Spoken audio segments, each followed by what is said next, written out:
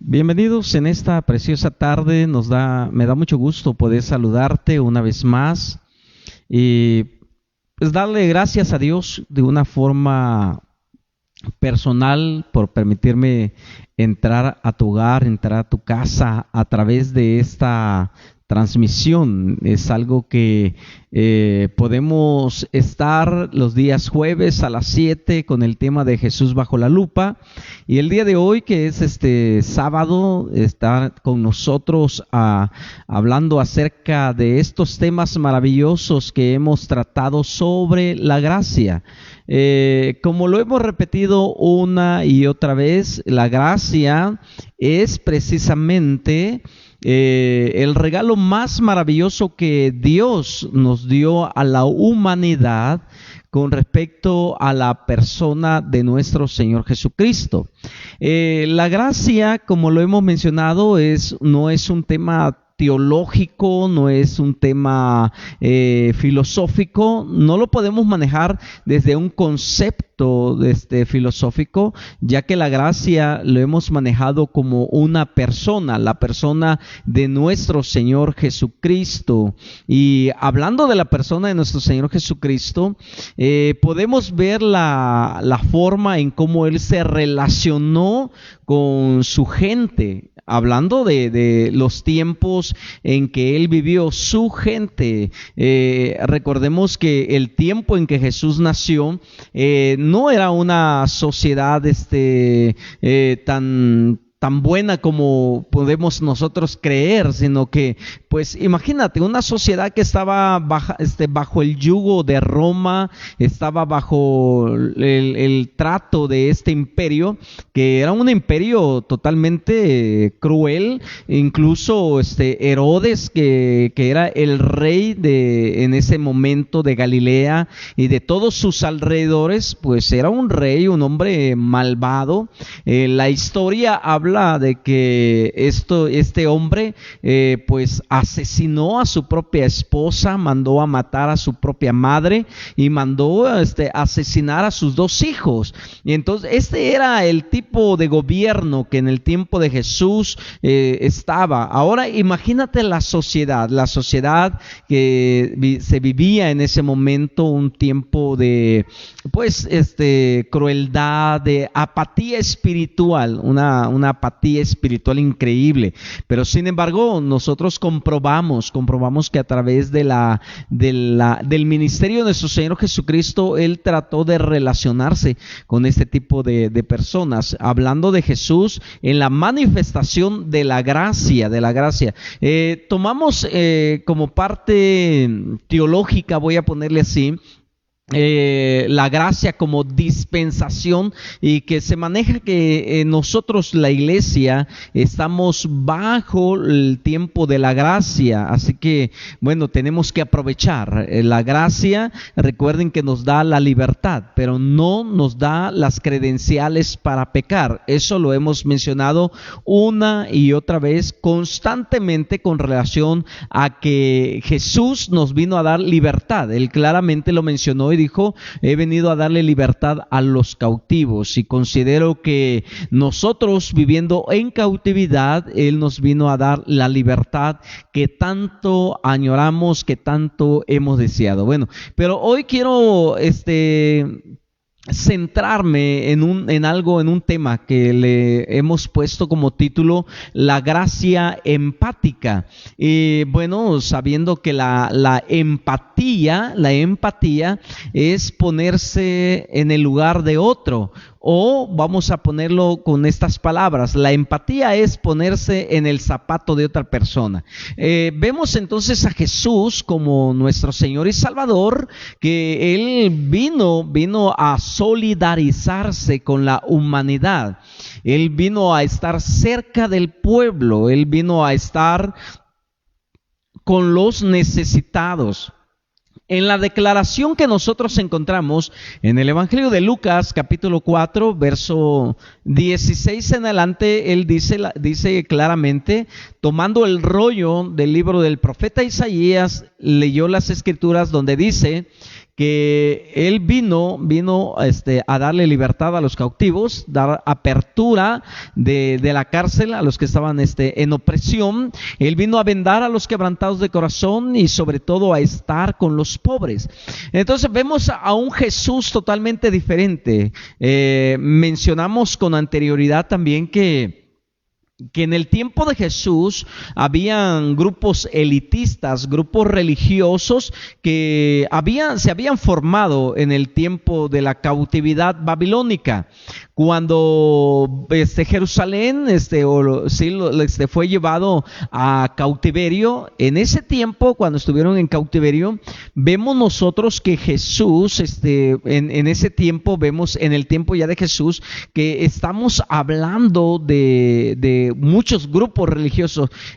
Para ser exacto, habían 5 grupos religiosos que fueron formados o se formaron en el tiempo de la cautividad de Babilonia. En ese tiempo que estaban en Babilonia se formaron esos grupos religiosos y parece ser que el mayor de ellos eran los fariseos. Muchos grupos, pero nada de espiritualidad. Incluso dice que en el tiempo de Jesús los religiosos se movían más por las cuestiones tradicionales, por las cuestiones rituales, más que la esencia misma de la ley. Cuando vemos a Jesús a entrar en escena, Jesús entra en escena y rompe la estructura de su tiempo. Él viene contracorriente, Él viene a levantar una contracultura, porque Él viene a no hacer lo que los religiosos hacían ya. Por eso nos asombra lo que dice la palabra de Dios en el Evangelio de Mateo. Voy a darle lectura a lo que dice la palabra de Dios en este pasaje bíblico. Dice capítulo 7 de Mateo, versículo 28 y 29. Y cuando terminó Jesús estas palabras, la gente se admiraba de su doctrina, porque les enseñaba como quien tiene autoridad y no como los escribas. Los escribas era un grupo que precisamente el mismo título que se le dio, los escribas eran los encargados de traducir o resguardar las escrituras veterotestamentarias. Estas escrituras veterotestamentarias son las escrituras del Antiguo Testamento, abarcando de Génesis hasta Malaquías. Bueno, estos grupos, conocidos como los escribas, eran gente que guardaban las escrituras. En este caso eran los que hacían copia de las escrituras, y bueno, ellos eran un grupo importante en el tiempo de Jesús. Sin embargo, vemos nosotros que hay una comparación que el evangelista, en este caso Mateo, hace con este grupo religioso con las enseñanzas de Jesús. Dice que cuando Jesús hablaba, una vez más Jesús dice, cuando terminó Jesús estas palabras, la gente se admiraba. ¿Por qué se admiraba las personas? Porque Jesús, lo vuelvo a repetir, Jesús fue un hombre empático, no solamente en el trato con los demás, sino que Jesús era empático porque sus palabras tocaban las emociones, los sentimientos de las personas que estaban a su alrededor. En este caso estamos hablando de las bienaventuranzas, capítulo 5, capítulo 6 y capítulo 7 del Evangelio de Mateo, se le conoce como el Sermón del Monte o las famosas bienaventuranzas. Entonces, este sermón, el Sermón del Monte, Jesús lo dio para empatizar con las personas, para acercarse a la necesidad emocional, a la necesidad sentimental de las gentes, y vemos que Jesús logró su objetivo, porque el evangelista dice que la gente se admiraba, estaba sorprendida por la forma en cómo Jesús hablaba. La palabra doctrina es una palabra que significa enseñanza. Ese es el significado más simple de esta palabra. Doctrina es enseñanza o instrucción. Entonces Jesús en el Sermón del Monte da instrucciones de cómo vivir en esta esfera, en este mover espiritual. Y aquí vemos nosotros que Jesús da algunos principios para que a través de estos principios la gente, los discípulos que le seguían, pudieran tener una plenitud de vida, pudieran gozar verdaderamente de la manifestación del reino de los cielos que se había acercado a través de él. Entonces Jesús, antes de iniciar Mateo capítulo 5, dice la palabra que él subió al monte y sentándose abrió su boca y les enseñaba diciendo. ¿Qué significa eso? Hay una comparación, Mateo capítulo 5, con lo que Moisés hizo. Recuerden que en el Evangelio de Juan capítulo 1 dice la palabra que la ley fue dada por medio de Moisés, pero la gracia y la verdad fueron dadas por medio del Hijo de Dios. Esto es algo significativo para nosotros, porque si la ley fue dada por un esclavo, por un siervo, imagínate, la gracia fue revelada por medio del Hijo de Dios. Entonces, cuando se hace una comparación entre Mateo y en este caso Jesús, que sube al monte para dar algunos principios, la gente traía a la mente, a su memoria, lo que Moisés hizo cuando subió al monte a recibir la ley. En este caso vemos nosotros que Moisés desciende del monte después de haber recibido la ley y estar delante de Dios 40 días con sus respectivas noches. Dice la historia que Moisés baja y se tuvo que cubrir el rostro por la radiación que él se manifestaba en su cuerpo, por aquella presencia divina que él traía cuando bajó del monte. Las personas dicen que veían el rostro de Moisés tan resplandeciente que no podían verlo. Entonces Moisés se tuvo que cubrir el rostro con un velo para acercarse al pueblo. Y en este caso nosotros vemos que Jesús sube al monte. En este caso se considera que él era el monte de los olivos, y ahí Jesús se sienta y comienza a dar ese mensaje maravilloso de las bienaventuranzas. Bienaventurados los pobres en espíritu, bienaventurados los que lloran, porque ellos recibirán consolación. Bienaventurados los mansos, porque ellos recibirán la tierra por heredad. Bienaventurados aquellos que por la causa de Cristo son perseguidos. Bueno, Jesús da esas bienaventuranzas a todo el pueblo, a todos aquellos que querían seguirle a él. Bueno, después de estas bienaventuranzas, porque no es solamente 7 bienaventuranzas, sino que abarcan 2 capítulos. Bueno, si contamos el capítulo 5, sería el capítulo 5 de Mateo, el 6 y el 7. Estamos hablando de tres capítulos que hablan de las bienaventuranzas de Jesús. Pero me sorprende en el capítulo 8 cuando dice, cuando descendió Jesús del monte. ¿Cuándo descendió? Así como Moisés, después de estar 40 días en el monte, en el Sinaí, después desciende hacia el pueblo. Ahora Jesús dice, después de dar su sermón, desciende también al pueblo, a la multitud, pero no le sucede o no le pasa lo mismo que a Moisés. Moisés se tuvo que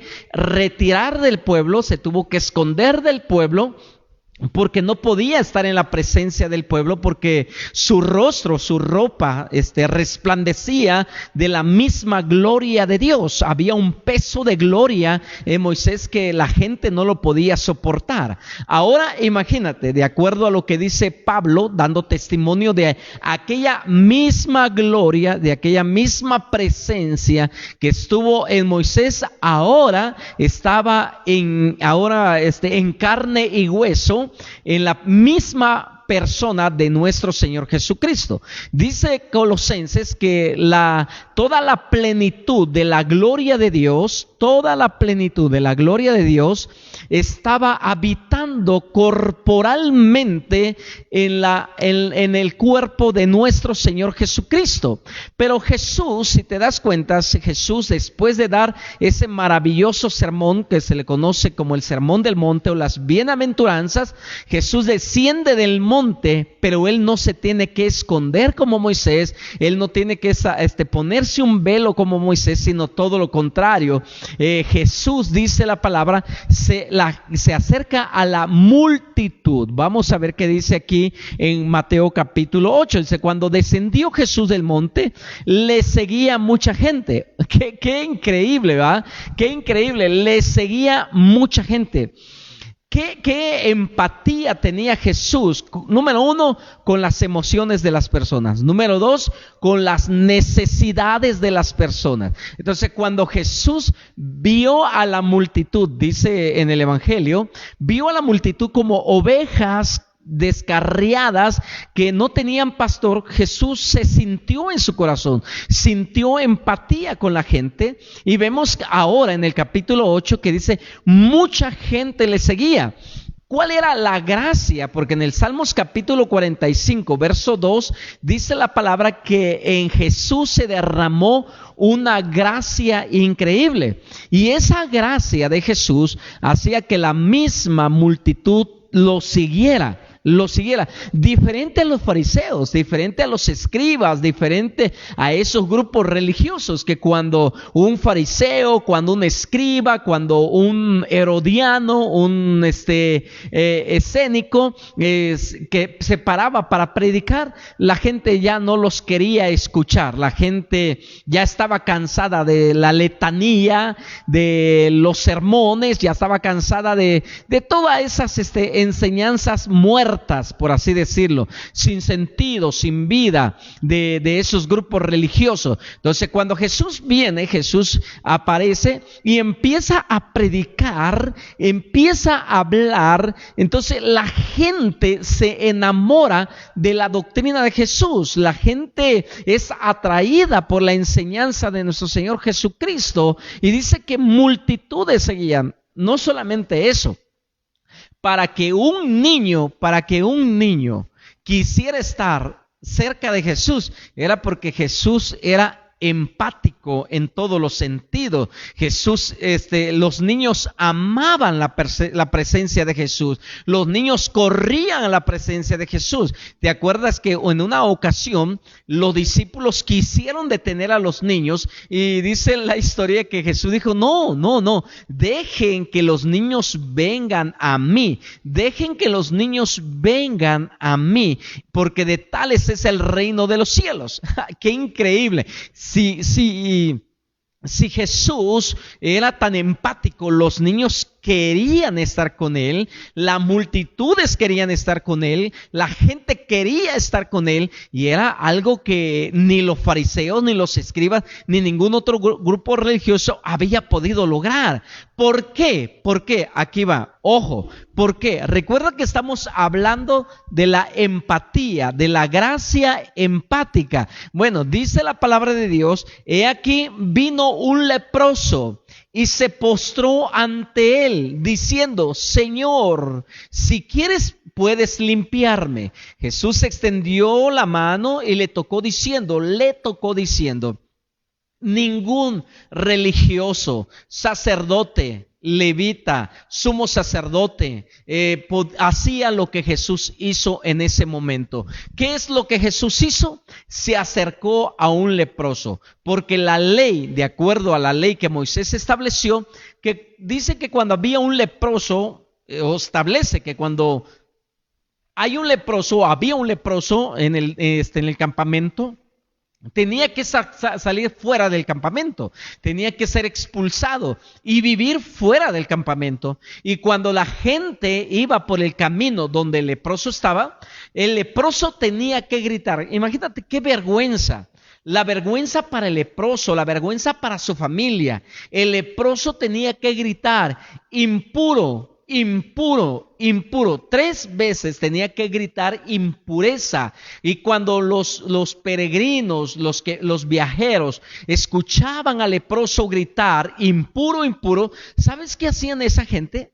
Ay, yo no sé cómo dicen ser amar a Dios. Yo no sé cómo era que ellos decían tener un corazón hacia Dios como un sacerdote, por ejemplo. En vez de acercarse al leproso y ayudarle, salían corriendo en sentido contrario al leproso. El levita, en vez de abrazar al leproso, salía corriendo en sentido contrario al leproso. Entonces, ni los fariseos, ni los escribas, ni ningún grupo religioso se acercaba a esas personas leprosas para ayudarles, para socorrerlos. Entonces, la gente no los amaba, la gente odiaba a los leprosos. ¿Qué hacía? Entonces los leprosos se sentían menospreciados, número uno.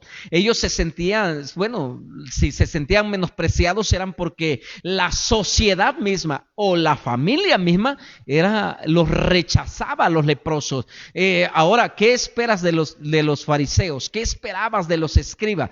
Pues lo mismo, rechazo. Ellos no podían acercarse porque si el leproso los tocaba ya estaban contagiados. Bueno, todo lo contrario, Jesús bajó del monte, la multitud le seguía y cuando Jesús venía caminando, la multitud venía detrás de él y el leproso, en vez de gritar impuro, impuro, sale corriendo ante Jesús y dice la palabra que cuando se presenta ante Jesús, le dice: maestro, si quieres puedes limpiarme. Y Jesús, el acto amoroso, Jesús hizo lo que ningún religioso de su tiempo se atrevía a hacer, y era tocar el cuerpo del leproso, tocar la cabeza del leproso. Entonces vemos nosotros que el leproso se acercó a Jesús, así lo dice en Mateo capítulo 8.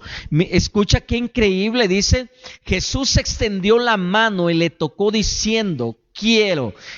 Wow, el Jesús que aparece en los evangelios es un Jesús totalmente diferente a lo que nosotros escuchamos en la actualidad, en los púlpitos, a través de las predicaciones. Es algo diferente. Ahora, el Jesús que se escucha en los púlpitos es un Jesús que condena, un Jesús que castiga, un Jesús que si alguien comete un error, el Jesús que predicamos lo rechaza, lo disciplina. Tú cometiste un pecado X de adulterio, de robo, de cualquier otra cosa, entonces las iglesias dicen: bueno, a esta persona lo vamos a disciplinar por 3 años. Jesús no era así.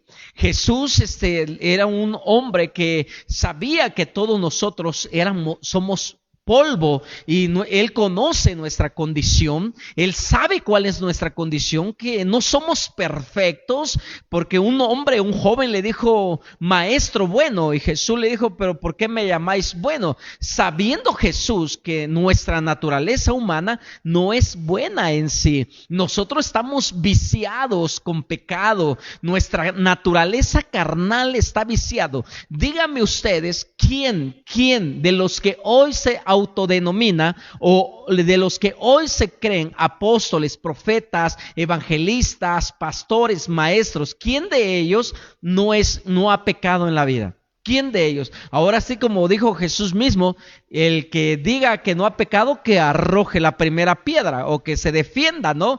Pero si hemos pecado, tal vez alguien te pueda difamar y todo eso. Bueno, una cosa es la difamación y otra cosa es estar consciente que hemos pecado. El sábado pasado yo te decía, como el apóstol Pablo lo mencionó en su momento, él dijo: entre todos los pecadores yo soy el peor de todos. El apóstol Pablo, bueno, atribuyo ese pasaje bíblico a mi vida. Entre todos los pecadores yo creo que yo soy el más pecador de todos, pero en esta gracia que me revela Jesús, Jesús no me rechaza, Jesús no me castiga, Jesús no me hace a un lado, sino que Jesús me toma como al leproso, me toca toca y me limpia, hace el milagro de perdonar mis pecados. Y muchas veces los pastores, cuando escuchan que un líder, y esto es triste porque lo hemos visto, lo hemos vivido,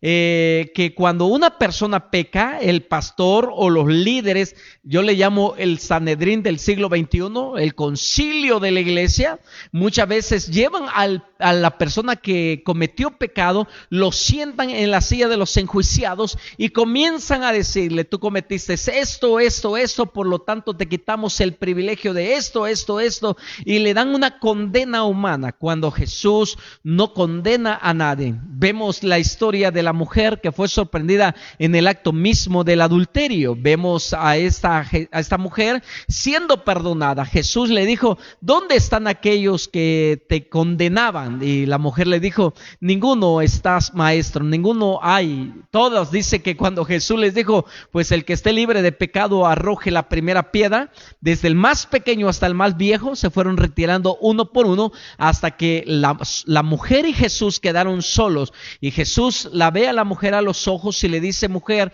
¿dónde están aquellos que te condenaban? Ahora, la iglesia y el concilio de este momento, de este siglo, ¿acaso es mayor que el Maestro? ¿Acaso somos mejor que Jesús? ¿Somos más santo que el Hijo de Dios, que perdonó a la mujer que fue sorprendida en adulterio? Ahora nosotros tenemos mayor autoridad para condenar, castigar y disciplinar a una persona. No tenemos empatía con la persona. Por eso la gente ya no quiere ir a las iglesias, porque la gente se siente condenada, se siente señalada, muchas veces se siente observada.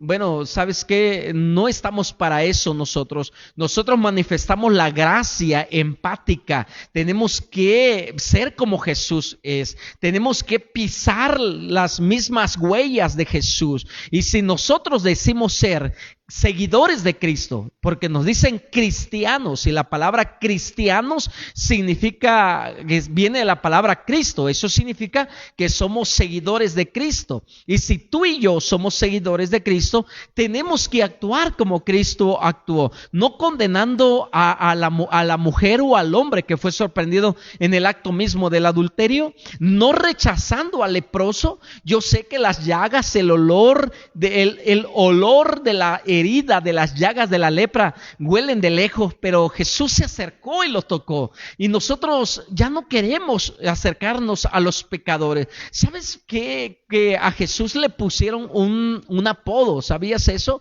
A Jesús la gente le puso un apodo: comelón y bebelón. Porque le dijeron: mira, tu maestro, comelón y bebelón, y aparte de que es comelón y bebelón, se junta con pecadores. Porque para eso vino Jesús. Jesús vino a buscar a los enfermos, porque Él dijo: los sanos no tienen necesidad de médico, pero los enfermos sí. Entonces la sociedad está enferma. ¿De qué? De lepra, de lepra. La sociedad huele a esas llagas que sacan pus de esas llagas, y huele mal el pecado. Pero para eso fuimos llamados nosotros los pastores, para abrazar a los leprosos, para abrazar al rechazado, para abrazar a los menospreciados, y que podamos poder demostrar la gracia empática.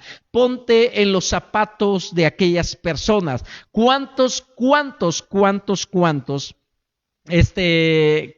mujeres y cuántos hombres han sido rechazadas por un pecado que cometieron? ¿Cuántas ovejas heridas hay en la casa de Israel que fueron rechazadas porque cometieron un error, cometieron un pecado? No sé cuántas personas. ¿A cuántas personas conoces tú que el pastor te prohibió: no te juntes con fulano, porque el que con la miel anda, algo se le pega? Entonces tenemos miedo que se nos pegue. No, mis amados, Jesús convivió con publicanos, Jesús convivió con pecadores, Jesús convivió, imagínate, aquí va algo más impactante. Jesús se dejó tocar por una prostituta. A ver, ¿cómo? Sí, Jesús se dejó tocar por una prostituta, una mujer que corrió a los pies del maestro Y dice que cuando esa mujer se arrojó a los pies del maestro, rompió un perfume de nardo puro, el más caro de su tiempo, y con el perfume le jugó los pies al maestro y le tocaba el cabello. ¿Qué hizo Judas? Judas dijo, con ese perfume hubiésemos dado de comer a los pobres. Le salió lo samaritano, ¿no? Le salió ahora sí, lo dadivoso a Judas en ese momento, Judas Iscariote. Y todos los demás, ¿qué decían? Si supiera quién le está tocando los pies. Jesús sabía quién le estaba tocando los pies. Él podía haberlo rechazado, pero Jesús no vino a rechazar a nadie. Él vino a que la gente se acercara a Él. Tú y yo, ¿quiénes somos? ¿Somos mejor que el maestro? ¿Somos mejores que el pastor de pastores, el príncipe de los pastores? Yo creo que no le llegamos ni a los talones de santidad que él tenía. Pero por haberle tocado a una mujer su cabello, jugar los cabellos del maestro, lavarle los pies, en pocas palabras, le dio una sobada a los pies de Jesús.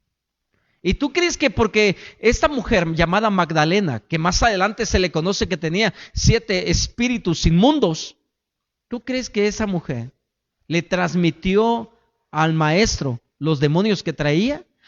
Porque le tocó los pies, Jesús cayó en prostitución. No, Jesús sabía quién era.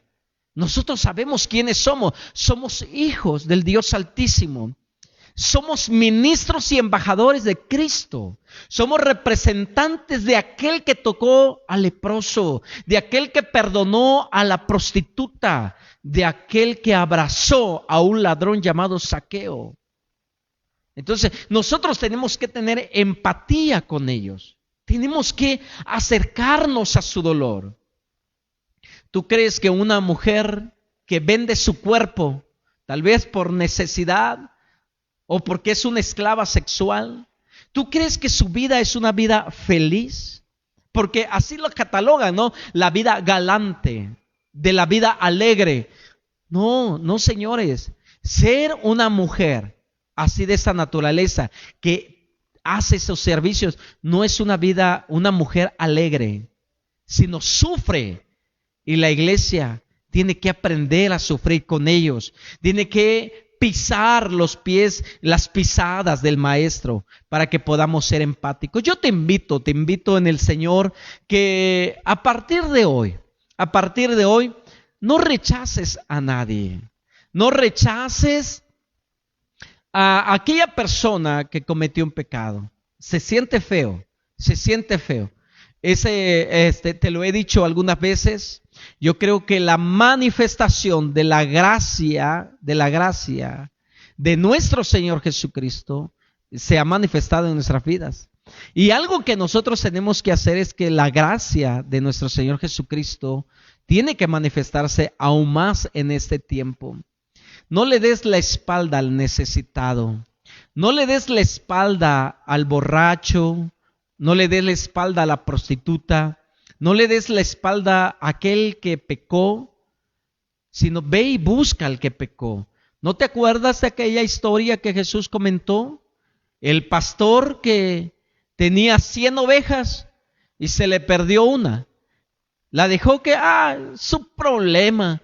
Acabo que ya conoció la palabra, que se vaya a no sé dónde, pero los mandan a no sé dónde. Y dice acabo que si quiere regresar, que regrese. Y no van y buscan a la oveja. La historia que Jesús nos contó fue de que Él dejó las 99 y fue a buscar a la oveja que se le había perdido. Muchos pastores ya no están visitando a sus ovejas porque dicen, ¿para qué las visito? Ya están grandes, ya conocen de la palabra. Si se quieren ir de la iglesia, que se vayan. Mucha gente está herida. El trabajo del verdadero pastor es ir tras la oveja que se perdió. Nosotros como ovejas tenemos que ir tras esas personas. No cierres tu corazón, sé empático. Te invito a que desarrolles esa empatía, porque la empatía te va a llevar a ser compasivo. Y recuerda que con la vara que mides, serás medido.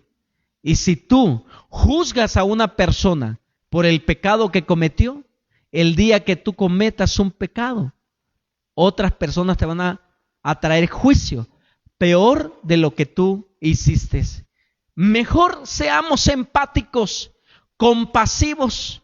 Si tú conoces a alguien que pecó, búscalo, abrázalo y dile: Dios te sigue amando con todos tus errores y con todas tus debilidades.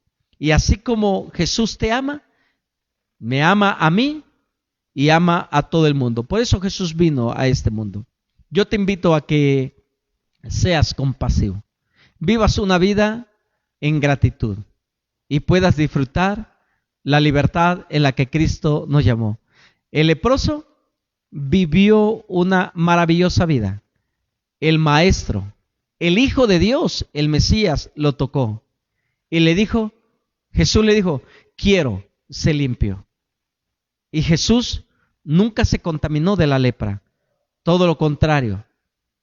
Él fue un hombre perfecto. Ni tú ni yo le llegaremos a los talones de él. Por eso dice la palabra de Dios que seguimos creciendo, porque la meta es llegar a la estatura del varón perfecto. Y el varón perfecto se llama Jesucristo. Y yo creo que la obra que Él empezó en nosotros, dice la palabra, Pablo lo dice en Filipenses, no se terminará hasta que Él venga de regreso. Entonces seremos tal y como Él es. Mientras estemos en esta vida, no te preocupes, todos vamos a equivocarnos. Pero mientras exista tiempo y este corazón siga palpitando, podemos correr a los pies de Cristo, que ahí en los pies de Cristo su gracia se va a manifestar y una vez más Él te restaurará, porque Él es el Dios de las segundas oportunidades.